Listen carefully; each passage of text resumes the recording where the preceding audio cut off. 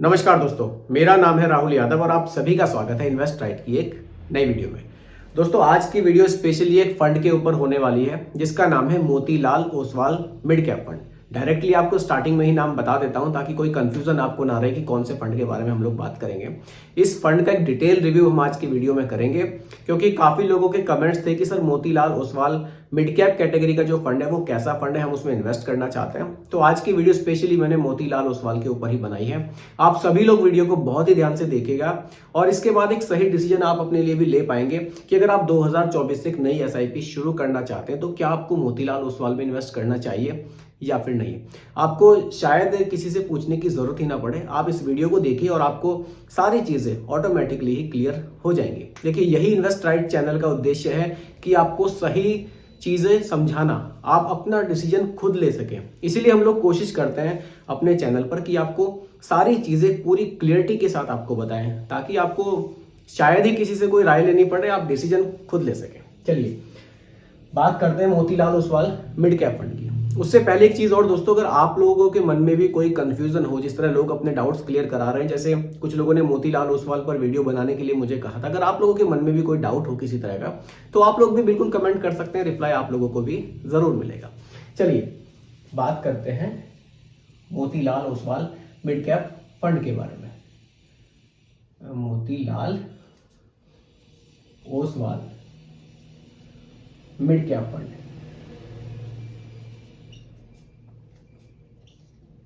जब digital board आ जाएगा तो वीडियो समझाने में और आप लोगों को समझने में भी और भी ज्यादा मजा आएगा, लेकिन उसके लिए थोड़ा सा मुझे आप लोगों के सपोर्ट की जरूरत है क्योंकि व्यूज वीडियो पे इतने ज्यादा नहीं आ रहे हैं। अगर धीरे धीरे व्यूज बढ़ेंगे, रीच मेरे चैनल की बढ़ेगी तो शायद मैं जल्दी ही मैं भी एक डिजिटल बोर्ड ले लूं। खैर चलिए, ये सब चलता रहेगा। अगर वीडियो लोगों को पसंद आएगी तभी रीच बढ़ेगी। चलिए, वैसे अपनी तरफ से मैं पूरी कोशिश करता हूं कि सही चीजें आप लोगों को बताऊं ताकि आप लोग अपना जो इन्वेस्टमेंट है वो सही तरह से कर पाए और अच्छे रिटर्न्स यहां से बना पाए। चलिए दोस्तों, देखिए सबसे पहले समझते हैं mid cap category. Mid cap category आखिर होती क्या है? ये मिड कैप कैटेगरी का फंड है। देखिए, मिड कैप कैटेगरी में क्या होता है, जो हम पैसा इन्वेस्ट करेंगे उस पैसे का मिनिमम 65% पैसा उन कंपनियों में इन्वेस्ट किया जाएगा जिनकी रैंकिंग 101 से लेकर 250 तक आती है। ये इसका एक बेसिक है जो आप लोगों को पता जरूर होना चाहिए। चलिए, कुछ लोगों को तो ये भी कंफ्यूजन रहता है कि सर मिड कैप कैटेगरी में सारा ही पैसा उन कंपनियों में इन्वेस्ट किया जाता है जो रैंकिंग वाइज 101 से लेकर 250 तक आती हैं। देखिए, ऐसा नहीं है। मिनिमम 65%, ये सेबी का नियम है। 65% से कम नहीं हो सकता, 65% से ज्यादा हो सकता है। और यहाँ फंड मैनेजर कोशिश करते हैं, लगभग 70% के आसपास रखते हैं मिड कैप में, और बाकी लार्ज कैप और स्मॉल कैप में भी इन्वेस्ट जरूर करते हैं ताकि आपको रिटर्न्स अच्छे दिए जा सके। देखिए, सबसे पहले फंड साइज देखेंगे, इस फंड का हमें कैसा देखने को मिलता है। फंड साइज से हमें क्लियर हो जाएगा कि कितना पैसा लोगों ने इस फंड में इन्वेस्ट किया हुआ है। एक्सपेंस रेशियो देखेंगे। एक्सपेंस रेशियो वो खर्चे होते हैं जो फंड को मैनेज करने के लिए हमारे द्वारा कंपनी को दिए जाते हैं। एक्सपेंस रेशियो जितना कम होगा फ्यूचर में उतना ही ज्यादा बेनिफिट हमें देखने को मिलता है। उसके बाद हम लोग इस फंड की होल्डिंग्स देखेंगे कि पैसे को किस किस तरह से कहां कहां डाइवर्सिफाई करके इन्वेस्ट किया गया है, ताकि हम लोगों को क्लियर हो सके कि हम जो पैसा इन्वेस्ट कर रहे हैं वो हमारा पैसा आखिर कौन से स्टॉक्स में इन्वेस्ट किया जा रहा है। क्योंकि देखिए, पारदर्शिता होनी बहुत जरूरी है, तभी आपका विश्वास इन चीजों पर बढ़ेगा, तभी आप पैसा इन्वेस्ट करेंगे। चलिए, फंड साइज की अगर मैं बात करूं, 6,805 करोड़ रुपए का फंड साइज हमें यहां देखने को मिलता है। इतना पैसा लोगों ने इस फंड में इन्वेस्ट किया हुआ है। एक्सपेंस रेशियो की मैं बात करूं, 0.66% का एक्सपेंस रेशियो देखने को यहां पर मिलता है, जो कि ठीक ठाक है।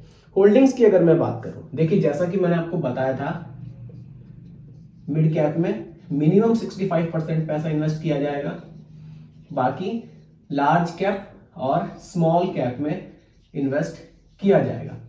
तो इन्होंने कितना कितना पैसा इन्वेस्ट किया हुआ है, देखिए मिड कैप में 76.12% पैसा इन्वेस्ट किया गया है, लार्ज कैप में 18.99% पैसा आपका इन्वेस्ट किया गया है, और स्मॉल कैप में केवल 1.7% पैसा आपका इन्वेस्ट किया गया है। स्मॉल कैप का लोकेशन यहां बहुत कम रखा गया है। इसका मतलब फंड मैनेजर बहुत छोटी कंपनियों में इन्वेस्ट नहीं कर रहे हैं, जो बहुत ज़्यादा वॉलेटाइल हैं, जो बहुत ज़्यादा हाई रिस्क वाली कंपनियां हैं, उसमें पैसा सबसे कम आपका इन्वेस्ट किया गया है। आपका लगभग 19% पैसा तो इंडिया की टॉप 100 कंपनीज में ही इन्वेस्ट यहाँ पर किया जा रहा है। अगर देखिए कंपनी वाइज में होल्डिंग्स की बात करूं तो जियो फाइनेंस सर्विस लिमिटेड में सबसे ज्यादा पैसा आपका इन्वेस्ट किया गया है जियो में, और आप समझ रहे हैं कि जियो का शेयर आजकल कितना बढ़िया चल रहा है। साथ ही साथ जोमेटो में, नीट टेक्नोलॉजीज लिमिटेड में, GC power and industries solution limited में, कुछ इस तरह की कंपनियां हैं जिसमें ज्यादा पैसा इन्वेस्ट किया गया है।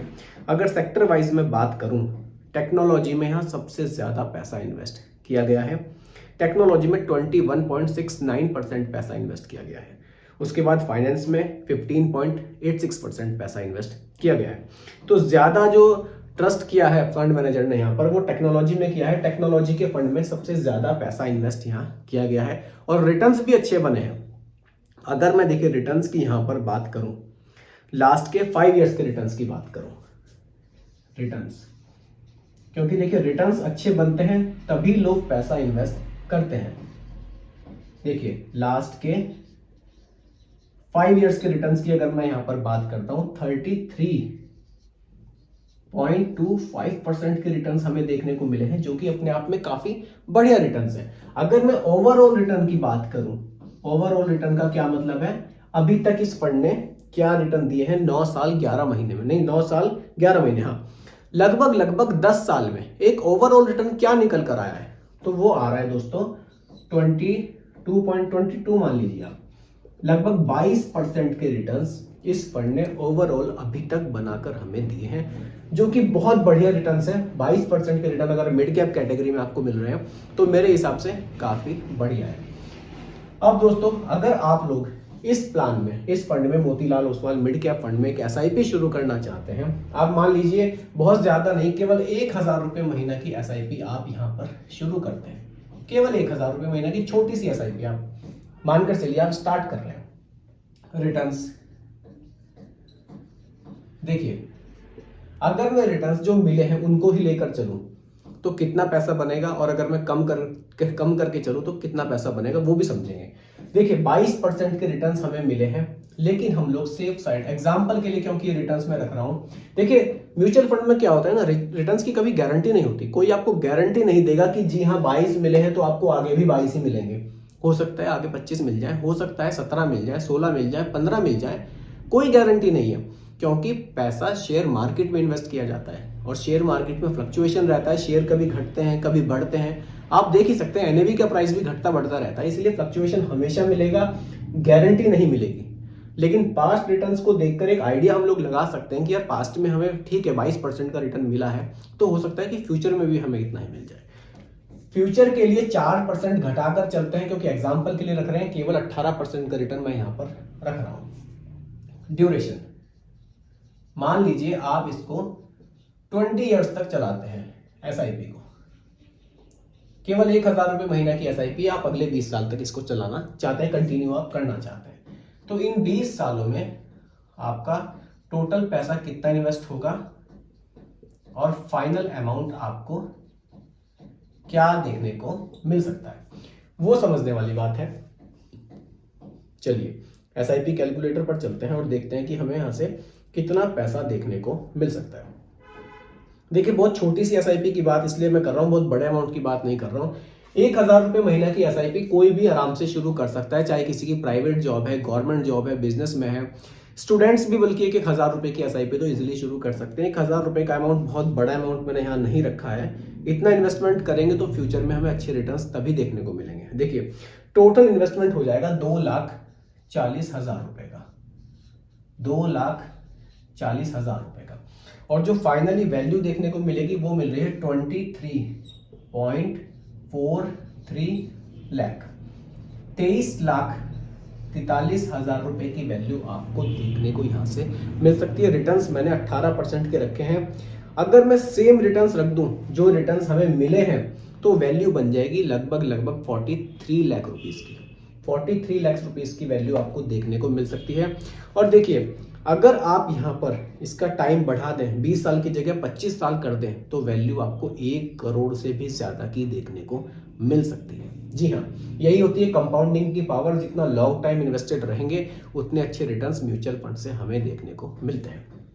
खैर, बहुत लंबी बात नहीं करेंगे लॉन्ग टाइम की, एक सामान्य बात भी करें। अगर 1,000 रुपए की एसआईपी है, रिटर्न्स भी घटा कर ही चले 18%, 20 साल के लिए आप एसआईपी को कर रहे हैं, तो भी 23 लाख रुपए की जो वैल्यू आपको देखने को मिल रही है वो भी कम नहीं है 1,000 रुपए की एसआईपी से। इन्वेस्टमेंट बहुत छोटा है, बहुत बड़ा इन्वेस्टमेंट आप नहीं कर रहे हैं, तो अगर इतनी वैल्यू भी आपको फ्यूचर में मिल जाती है तो मेरे हिसाब से बढ़िया है।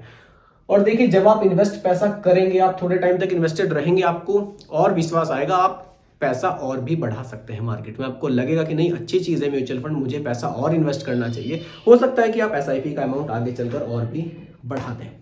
तो दोस्तों, ये आज की वीडियो थी Motilal Oswal mid cap fund के ऊपर। वीडियो कैसी लगी आपको जरूर बताइएगा।